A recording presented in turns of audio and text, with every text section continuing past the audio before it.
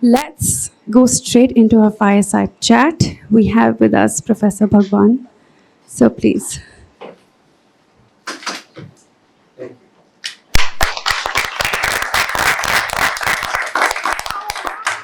We have with us Ms. Rashmita Reddy. Please, ma'am. Ms. Sanjana Reddy. And Ms. Sharni. Please, ma'am.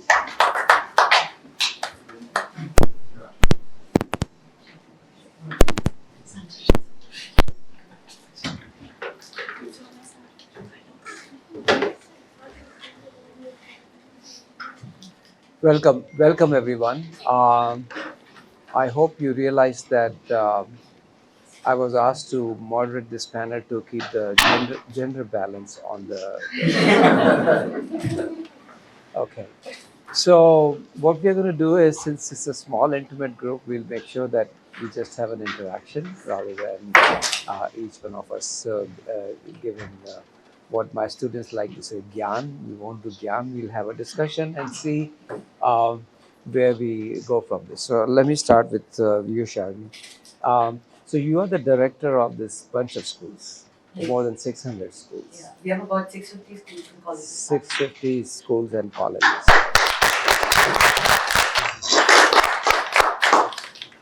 And it seems to me that the education system we inherited from the British hasn't really changed in 150 years. It's broken. We are still taking what we learned from them, which was designed to produce not entrepreneurs, not thinkers, but really clerks and bureaucrats.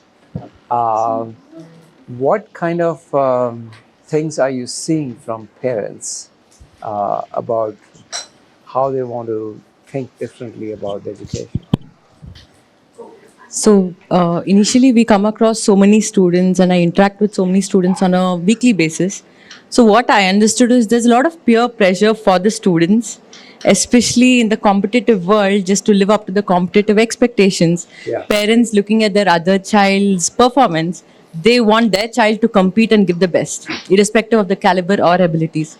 We all know different child have different abilities, capabilities, but I think it should be the child's interest that should be honored first and not the parents' interest. We see most of the students, they have interest in one field, but because of the parents' pressure, they choose some other field, and finally, they don't have that purpose for life. I think if we can counsel the parents at the same time, make the students think and question themselves regularly what they want, spend time with themselves, I think there'll be a new whole perspective to the student's perspective. And once the student actually knows what to do in life, I think it's very easier to convince their parents and convince himself or herself that they can give it no matter what. Okay. And according to the new educational policy also, I'm sure there will be changes. Changes have already started. If you take pre-primary to 12th grade, there have been so many changes in monetization of the education system, so many activities. If you talk about STEAM-based learning, or if you talk about any number of activities, which will definitely help the child's overall development. Okay. So let's look forward. Okay. Thank you. Let me go to Rashmita. So you're a parent yourself and you have a child.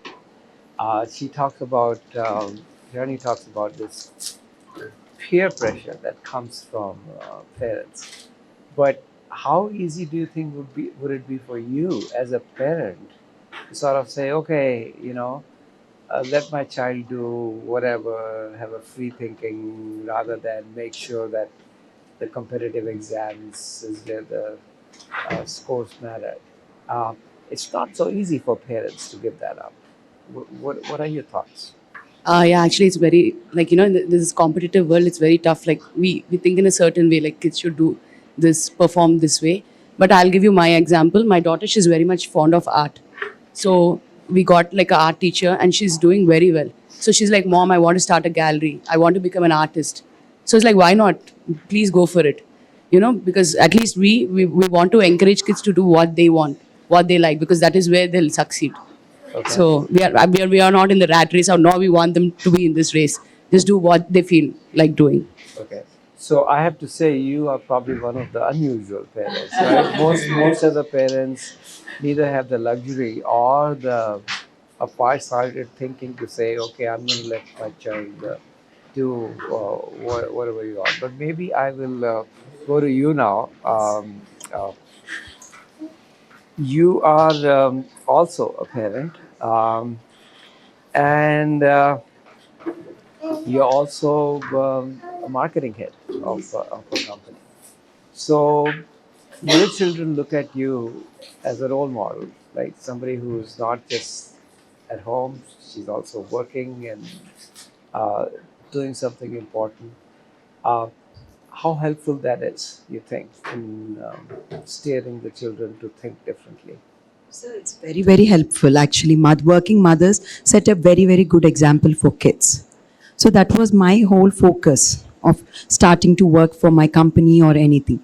But at the same time, like what Rashmita said, we never really had the opportunity to pursue what we want, to find out what we are passionate about. That's why we want to give that opportunity to our kids, whatever they want to do. You know, you want to pursue art, you want to become an architect, you want to become a painter, anything. But we didn't have that kind of opportunity or exposure. Yeah. So we just got into family businesses after a point when we realized, okay, we want to start working. Family business was like obvious choice for us. Like that's what that we don't want that for our kids. We want them to do what they really like. Okay. So I'm going to be a little tough on all three of you now. I mean, you're all saying things that we all like to hear, but children, we're talking about children who are young, like, maybe 8, 10 years old. To say that we really want them to do what they want to do they really know? I mean, I'm a parent. I would say the child doesn't know what he or she wants. They think they're interested in art, but they don't know the world, that, the world of art is really tough to make a living in. And if the child says, I'm not interested in math, I want to actually push them and say, look, don't give it up quite yet. Uh, make the choice later. At this point, you got to buckle up and do the math. Or children are going to resist everything. You put them in piano lessons. After a few lessons, they'll say, I don't want to go to piano lessons. Anything that, any skill that you require is hard work. And hard work doesn't come easy. So, any We are of you not want going take to, that? if they say we don't want to go to school, we are not going to support that.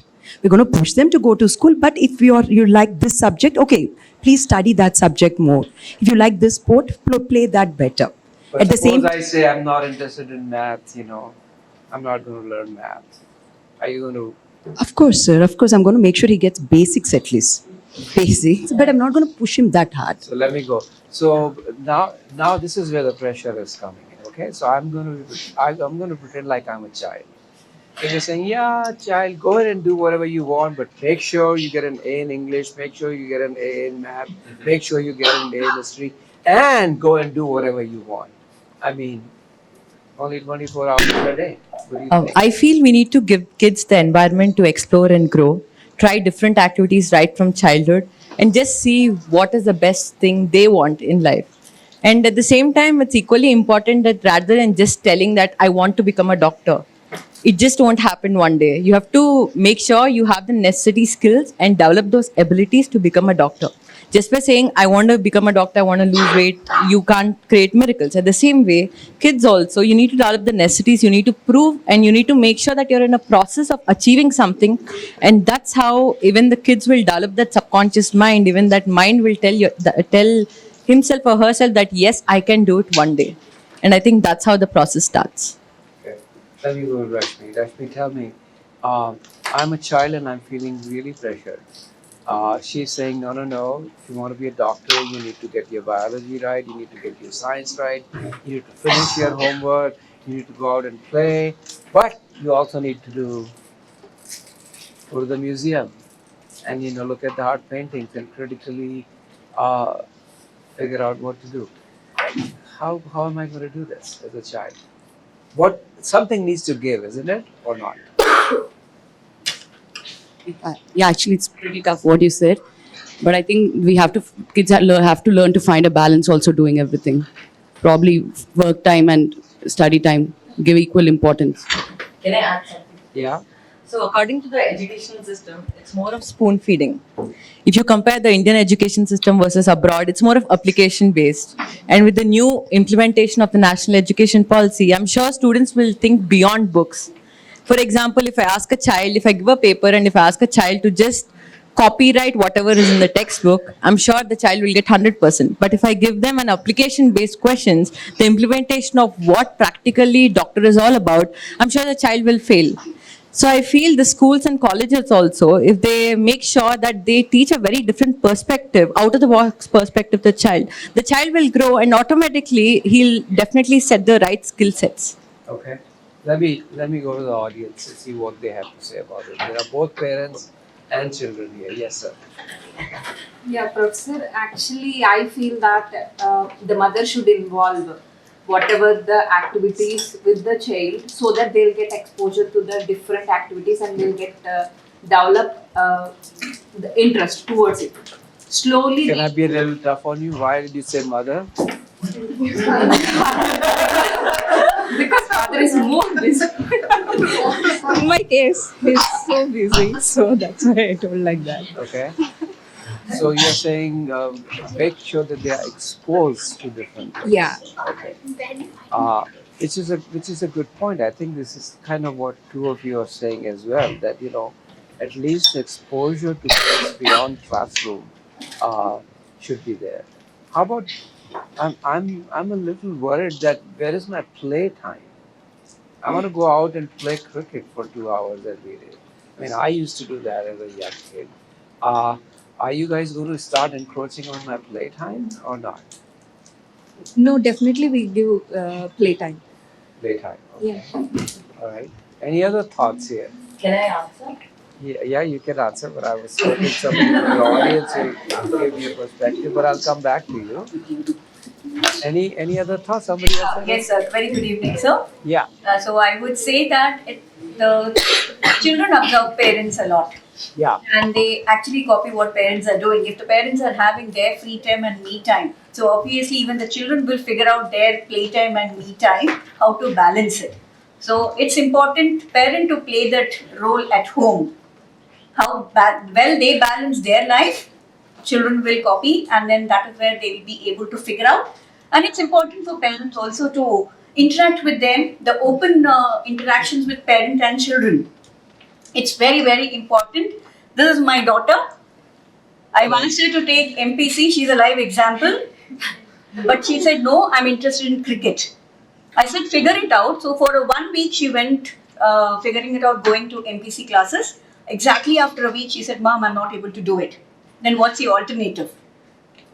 Then she figured it out. I said, you figure it out what you want to do it. And she has taken accounts and economics wherever she wants to. Instead of cricket? Instead of MPC. Instead of MPC, not Okay, all right. So I feel parents also play a major role. So this point about, I think people look at parents to imitate them. I think that's a good way of thinking about it. So if you want children to have exploratory nature, you need to have an exploratory nature. If you want children to play and have a free time, and you need to have that time as well. So if you're busy the whole time, the child is not going to learn that it is important to have free time. I think that's actually a pretty good point. Yeah. What were you going to say? It's almost the same answer. Actually, come across so many students who study for 17, 18 hours a day, but they don't get all India in top 10. They're nowhere in top 10. So I think it's more of living up to the environment's expectations, society's expectations that burdens a child. But if the child can realize and balance things out, for example, if a child wants to study 8 hours a day, it's completely fine. But if the child can do 8 hours a day is completely fine. definitely. I don't think I studied more than an hour a day when I was.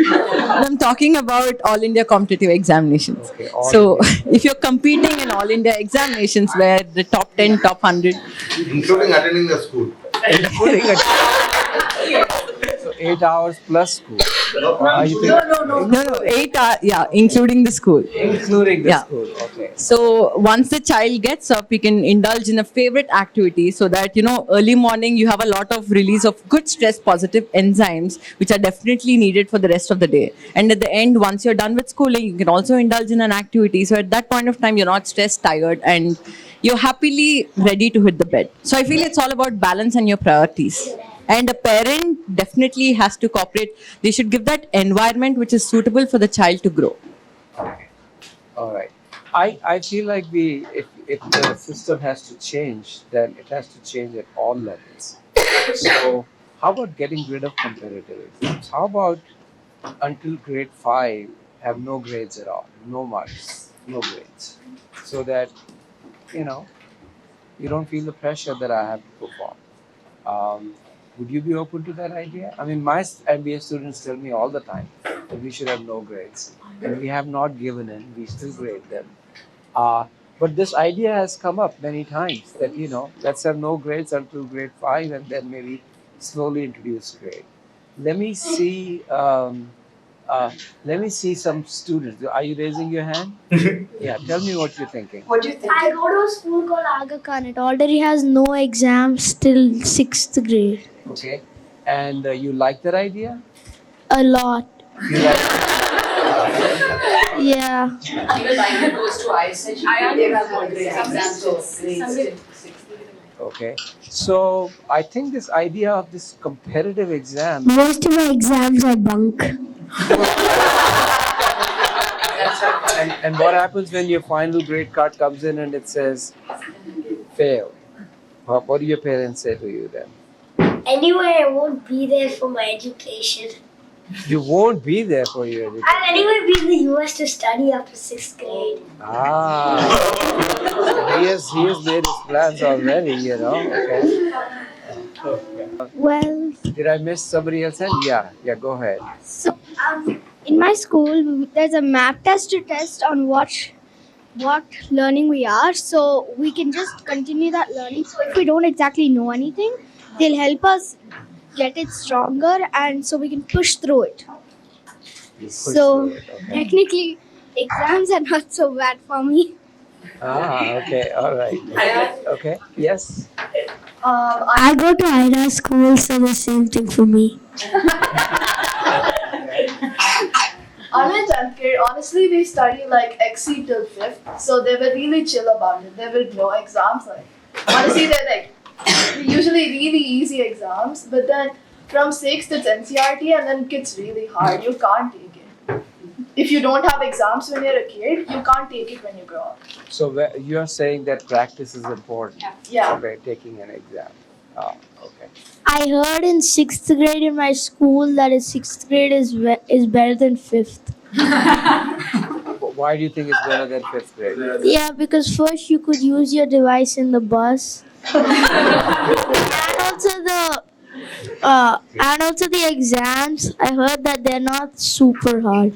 I see. They just feel that way because they let us use phones and watches and stuff, but then it's still difficult. Okay. There's a difference from being a 1st grade and a 10th grader. Just because you can use your iPhone in the class, you still have to study and write the board exam. Right. Okay. So let me give you one fact. I might just want to add to something. Yeah. Go ahead. When I was once in the infirmary, an 8th grader came up and I asked him how long does he work all through school, and he only gets for 5 hours of sleep through the entire night. Only 5 hours of sleep. Okay. 5 or 4, I don't know. What do you parents think about that? That if your child is working so hard and he or she is only getting 5 hours of sleep, will that be acceptable to you? Would that be acceptable to you? No. I have something to add on Kaira. How much sleep do you think children need to get? Let me go to each one. 7 to 8 hours. Okay. 9 is better, I think. Yeah. Okay. Minimum 8 hours. Okay. So 8 hours of sleep. School is how many hours? Start at like 9 and finish at 3, something like that. 8:22. So how many hours is that? 7 hours. Hmm? 7 to 8 hours. 7 to 8 hours. But again, it depends on your So- ambition also. No. So I'm just saying. So that's and by the time you go and come back, it's another 20. So we're talking about 9 plus 8, 17 hours right there. So we got 8 hours left for bathing, swimming, playing, eating. So there's very little time left for doing other things, isn't it? In a way to say so, sir. But if the child is idle, they just play PS5, they watch TV, they don't tend to do anything useful with their time. So it's better if they're busy. Okay. But how about keeping them busy by throwing them out of the house and say, go and play and come back?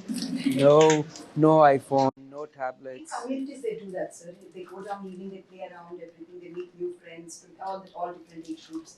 They do. It does happen in community. For an hour or an hour and a half. I think that is important. We need to have some time where you do nothing. Exactly. I think imagination flows when there is no agenda. This whole idea that everything has to have an agenda is not particularly helpful. Okay, what do you think? I completely agree with you. When you spend alone time with yourself, right from a childhood, even us, we gain a lot of knowledge and we explore a lot of stuff. Even the stuff we think are hard, definitely we just develop that mindset that we will definitely succeed at some point of time. All right. So let me change the tone of this conversation a little bit and talk about entrepreneurship. We are metamorphosis is in entrepreneurship school. Um, do you think entrepreneurship should be taught in schools? Yes. Yes. Yes. You're saying yes. Okay. What should we give up? What should we not teach? The child develops the most at a younger age. They have the capacity to develop. So I think the child should be given that platform to explore, and a lot of skills should be developed. Like let's say for a pre-primary child, you focus on gross motor, fine motor activities. So the child at one point of time gains those abilities, touch, feel, everything, and then he becomes an extreme version of himself, and that's how the child grows. So the same way, I think giving business-related ideas or just talking about case studies at a school level will definitely help the child nourish and become better. So let me rephrase it and understand it. I think you're not saying that we give something up. You're saying whatever it is taught, we reframe it so that there is some amount of building something. Right? Yes. That's what entrepreneurship really is. That we are building something. So rather than read Shakespeare and do, I mean, it's fine to read Shakespeare, but only do a critical review, you can say, okay, can you write a letter to your boss as Shakespeare would have written, or something like that? Something like that, perhaps, or uh, a twist to it, or maybe suppose you're writing a memo to your CEO. What would that look like? So it's not that you're replacing the teaching, but you're changing it to actually produce something. Yeah. Yeah. Okay. More of application based. More applications based. Okay. So we had a musical in our school, Aga Khan. They adapted it from a UK university, Robin Hood musical. Instead of adapting from some other university, all the fifth grade students would have come together, written their own frame of own story, and then you enacted it. That would have been a much better idea. That's how you can slowly inculcate, is what I feel. Right. Rather than adapting from somewhere or taking something, let the kids come up with the story. Then let them Themselves. let them choose the parts what they want to play, not the teacher deciding which kid gets to play what. Let them decide. So one guy will come up with the leadership. One guy will become a leader. He will take charge of it. One guy will take control of the costumes. One will take control of the music. So that's how I think schools should start doing. Actually, in ISH, we have a day like a play day, a script, like where kids write their own script. They take the characters, they enact, and they do like musical costumes. So actually, in our school, we didn't have it. It was adapted for us. Yeah. So So I think these creative ideas all sound really, really great. Um, but here is an entrepreneur who's trying to scale it to, like, not 100 schools, but literally thousands of schools all over the country. How easy do you think is to scale these kind of creative ideas? The advantage of the old cookie cutter system is that, okay, here's the exam, you need to prepare for that, and you can just send it and to all the 10,000 schools, everybody prepares that. Then the cookie cutter model is very easy to scale, and that's what we learned from the British when they were here. That here's a model, everybody will do it. Um, Creativity can come later, um, but this, children writing their own script, or producing their own play, can we scale that? Yes, sir. Yes. Yeah, okay. See, Alaka and ISF, the capacity of every class is 20 kids. And we have only 2 sections, so 40 kids. 40 kids coming together is not a huge task, I So think. you're saying every school can actually pretty much do Yeah, their own musical, not the exams, sir. I'm talking about the musical, the small level, the sports day or anything like that. That is like small capacity, so that can be done. The other schools which have 9 sections, 10 sections, it's a task. It's almost like an impossible task for them to gather all the kids, come up with a creative way to do. They need to follow the system, like, do this, Right. follow that. Right. And I think more than children, parents' mentality should change. Right from childhood, from the time a child is about 6-7 years, the parent cues the child's mind saying, you have to become a doctor, you have to become an engineer. And I No. think, Really? yes, You tell young children you have to become a doctor? How many of you have told your 10-year-old that you have to become a doctor? we just start off. That would be a crime. I think I can send you to jail for doing For that. example, I was in my 4th grade and I wanted to become a doctor. I was very passionate. Which is fine, That's but the mindset of 95% of parents. Right. they tell their children and they give them this message Yes, sir. every day. You see, lot of How to become a celebrities, doctor, yeah, lot of celebrities come on stage and they say, my mom wanted to finish my graduation, then only become an actor or then only become a cricketer. They want us to get that basic degree. Then only they want us to do anything after that. So that is 95% of And parents. how are we going to change that? As she's thinking, parents should change.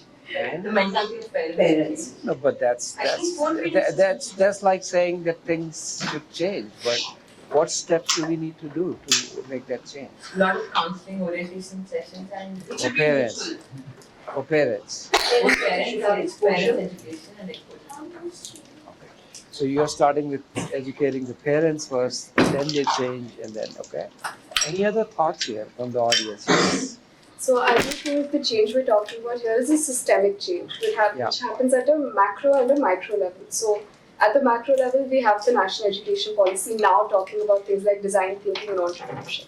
But at the micro level, I think it's every educational institute, every coaching institute, every teacher, every stakeholder that's involved in the education sector as a whole, and their change in the mindset is where we can achieve overall systemic change. Right. So do you think we need the national education policy for these changes to happen? I mean, that again seems like coming from the top. It's another version of the cookie cutter. Or you think it's okay? Any thoughts from the audience, parents from the audience? What do you think? Until this competitive exams will not be there, the system will not change, because until 5th grade, parents thinking will be like, okay, my child should not be under pressure. But later, because of their competition, definitely the parents will put them into that kind of situation only. But can I say something? Yeah. I think examinations are purely conducted to test a student's foundation. For example, we conduct a lot of examinations, and we conduct nearly 50 to 50 examinations in 2 years for all India competitive examinations. But we believe that once a child's foundation is strong, a child can attempt any competitive examination, even like tough paper, a child can crack. But it's the parents' assumption, and because we live in a competitive world, for example, if a child gets all India first rank, that satisfaction for a parent and child is just beyond words. And that influence for a child to the other parent or a child, irrespective of the child has a capability or the ability, I think that's where it goes wrong. So How about if we don't give ranks at all? Do you think that's a good idea? No ranks. So we Now, how just we say- will grade the Sorry? child? How we will grade the child? Like in a certain. So we'll put you in buckets. We'll say, you were in the top 1/3, next 1/3, or something like that. But no ranking. I think the ranking is. I can chase you on that. But wouldn't that still affect, like, you're still in the first 1/3 position. Yeah. That still would touch the position. Yeah, I understand. So I was being a little flippant here. Maybe not 1/3. Maybe not such a sharp distinction, but yeah, is it No, sir. At the, if not at the lower level, at the higher level, you need the ranks. For instance, if you take the Indian Institute of Technology, sir, the number of seats is only 8,000 or 9,000. Right. Unless you give a rank, who has to get into the institute? How you know you are going to select the candidates? So maybe at the lower level to unnecessarily put the pressure, to reduce the pressure, you need not have your ranks. Maybe up to 5th or 6th or something like that. Later on, certainly it is needed. As Abdul Kalam has been saying, you have to change the curriculum. So what is happening? The curriculum has become more of rotated. That is just mugging up or reading and writing or something like that. You should have more of a creative the answers, the questions, what you frame, how you do it, all these things should be there. And also there should be vocational training. Skill development should be there. What today people are saying, so many graduates are coming from engineering colleges, but at least not even 10% they have any skills. That is the biggest challenge for even the companies for recruitment also. So you have to develop the skills. That means when you are giving 10+2, out of which 1 year should be for the vocation courses. Or every course, every year there should be a part time. It should be really one thing where you produce something. So that what happens? Suppose a guy, a student stops in a 12th stage also. You should not feel as though he is useless with his education. He should be able to do something. He has learned some wiring, he has learned some plumbing, or something. All these skills. So he should that way he can earn his livelihood. It need not necessarily be a white collar job. Even a blue collar job also can lead to that one. So people should have the confidence once they come. For instance, I am a civil engineer. The way we are taught the civil engineering, once we come out in the instinct, we are feeling whether we will be able to do it or not. We don't have the confidence in those levels. Right. Yeah. And even of doing post graduation also, because it's all only by hearting and learn reproduce. The questions are set. If you follow 10 years papers, I can come in first in the university. That should not be the way. You should test your creative ability. And also there should be lot of practical training on hand. That is the difference between the Western system and the Indian system. I think right now maybe the top ranked schools they are changing it. Aga Khan at they are going for more creative, and even EPS and other people also are doing. But I am talking about majority of the schools they should follow this kind of system. And even in the graduation also, suppose if you have a 4-year course, 1 year let it be for skill development. So you will have. So how about? So let me try this idea on you. How about if we ask children to actually produce things that will allow them to make a living? Maybe not full time, but at least in a small way. So require an 8th grader to actually produce something that is of value that can be sold in the market. Maybe learn how to code, or maybe you know how to make a toy, or maybe you know how to would that be a good idea? But I feel COVID has already opened doors for that. A lot Yeah. of coding and a lot of STEAM-based exploration. Right. The child has explored the entire digital market. Digital, yes, but how about other things like how to fix a refrigerator or fix a television? So not just say here's a practical training and I'll come and test you. You actually do it and earn some money.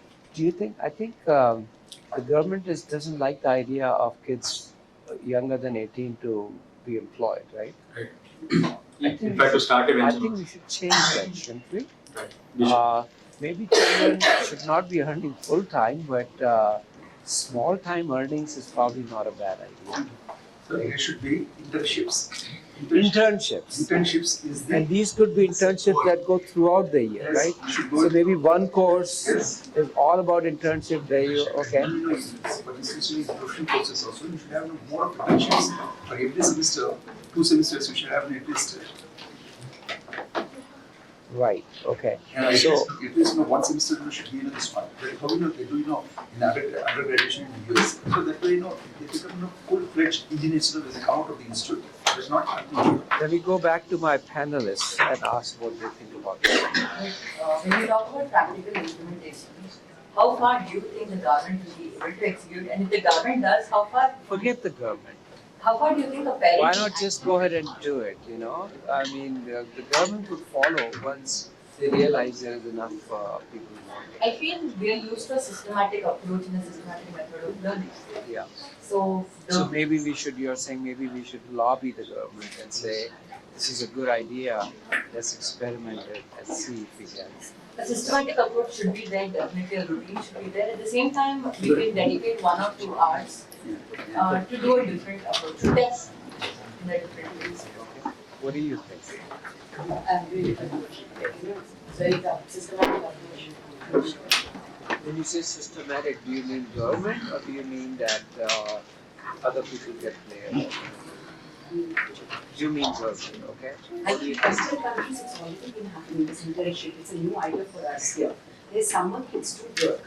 So I think we can just try to implement it. Not Kids in the West work even at home, you know. Yes. They can get you more than long and I'll give you So I think that's how we should start. the newspaper usually now. Nobody distributes newspapers because of the internet. But yeah, maybe some idea of, earnings. Make your bed, I'll give you, I'll give you pocket money. So you don't work if you're studying, you can work in some other company during your summer holidays, you can do internship. You need to get government involved or anything. You need to personally also start doing it in your friend circle, in your groups, in your school. Maybe that's how we can start slowly. So with to some be pieces. fair, in India we had that system for many, many years. Before we got the British education system, we used to have the apprenticeship, right? So you would learn in the Gurukul, but you would learn not only language and math, you would actually do stuff, for the Guru, mow the lawn or, fetch the water and I think there is a lot to be said about apprenticeship that's very similar to entrepreneurship. Yeah. In a way. So other thing to do is to not call it any of that, just call it entrepreneurship. Given that entrepreneurship is such a big buzzword these days, that maybe even the government will cave in and say that's a good idea. Shall we try that? Will we try that? Of course. Okay. Thanks for raising the allegation on that. Other thoughts here. I'm totally not keeping track of time, so you have to tell me. You have to give me a warning that it's done. Can You we folks who were clapping in the back, why were you clapping? What did you like? Because we'd really like to promote entrepreneurship across age groups, and we've taken students as an age group. They're selling metamorphosis. Yeah. Okay, so let me bring in one issue that we asked if you use the word entrepreneurship, which is, we know most entrepreneurs fail. Failure rates are very high. How many push entrepreneurship as a major thing when you know that the failure rate is really so? I think it should be the way of thinking, right? I mean, entrepreneurship is a thought process, not setting up a business. So I think even if you're trying to work somewhere, even if at all you are trying to be a doctor, I think it's the ecosystem that you are actually getting into or kind of contributing as a doctor there. So I think entrepreneurship should be promoted as a thought process than a subject as it is. Entrepreneurship is always fraught with failure. It is always fraught. There is a risk element in entrepreneurship. So you should be able to take the risk, and it should be a calculated risk. You should be a calculated risk, and there should be something to fall back upon. That is the reason why my daughter. So maybe we should celebrate failure. No, maybe we should. Experiment and try. Yeah. That is the reason why we are saying they should have a basic education. Basic qualification should be there. Okay, let them experiment. Let them do the entrepreneurship. Even if they fall back upon, so they have something just not to survive. You need to survive also. Because so maybe the thought of entrepreneurship is not really to create a business. It's really trying to create a business, and in the process, you would have actually acquired enough skills to be a useful member of the society. I think maybe that's what the pitch should be. So it's not that we want people to become entrepreneurs, but in the process of becoming an entrepreneur, they will actually end up acquiring useful skills. You guys like that pitch? Yeah. Are you ready to clap or not?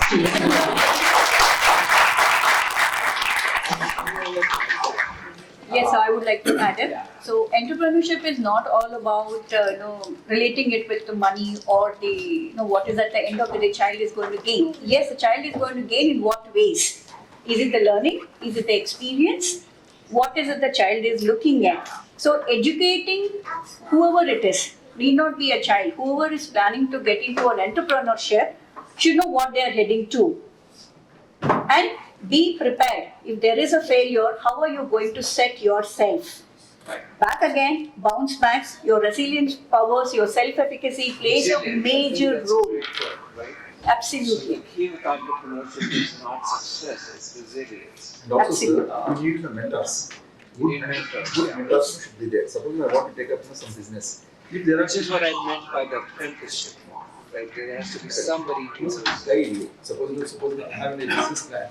Suppose there is someone who is already in the business, or who in some other business who has the business plan and other things. He can go through our business plan. They can guide us what are the pitfalls in this, how to succeed.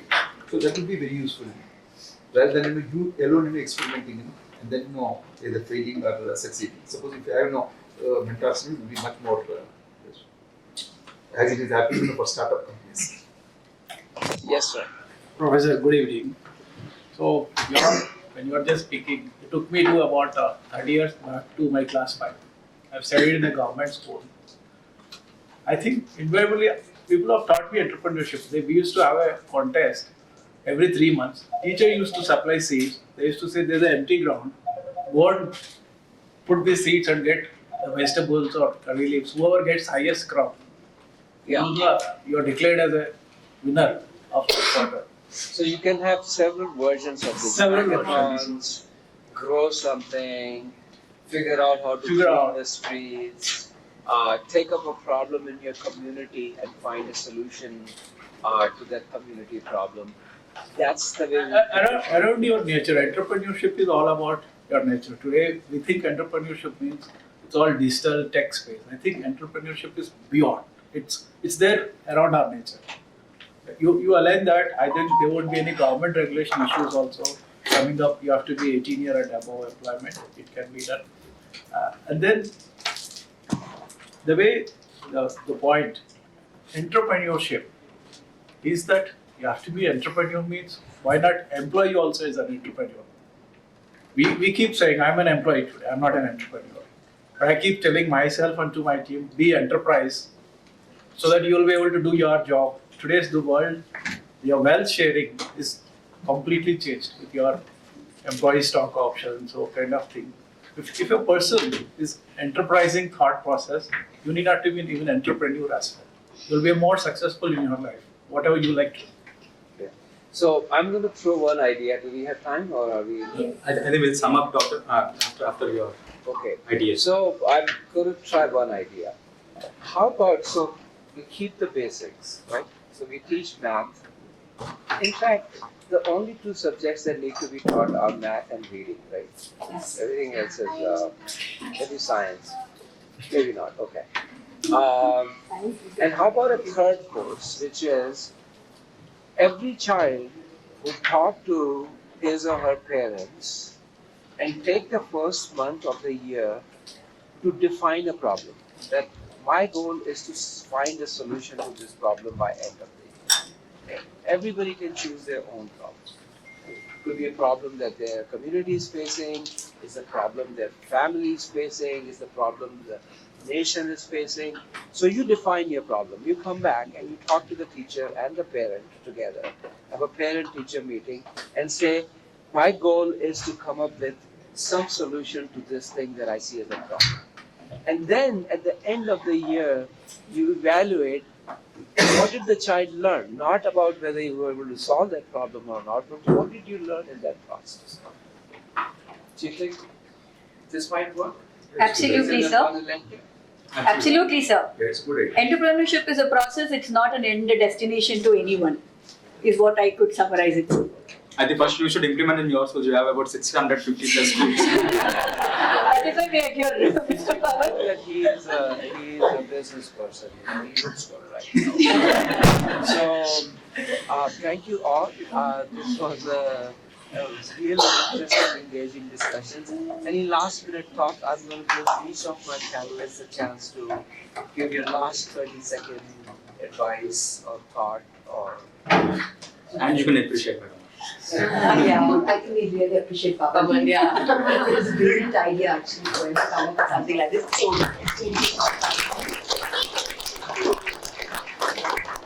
Yeah, see, good luck. Papa, thank you so much. all the team. Did you pay them? I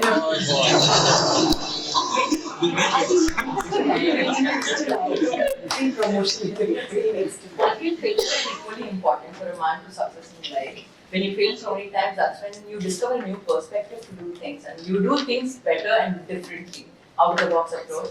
At the same time, it was a pleasure interacting with you, and a huge thank you to everyone, especially Pawan, for calling me.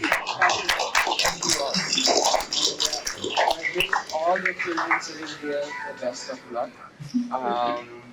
We hope that the world that you will inherit will be different from the world that we inherited, and you will be a part of creating that world. So, good luck to you. Okay. Thank you. Thank you. Thank you.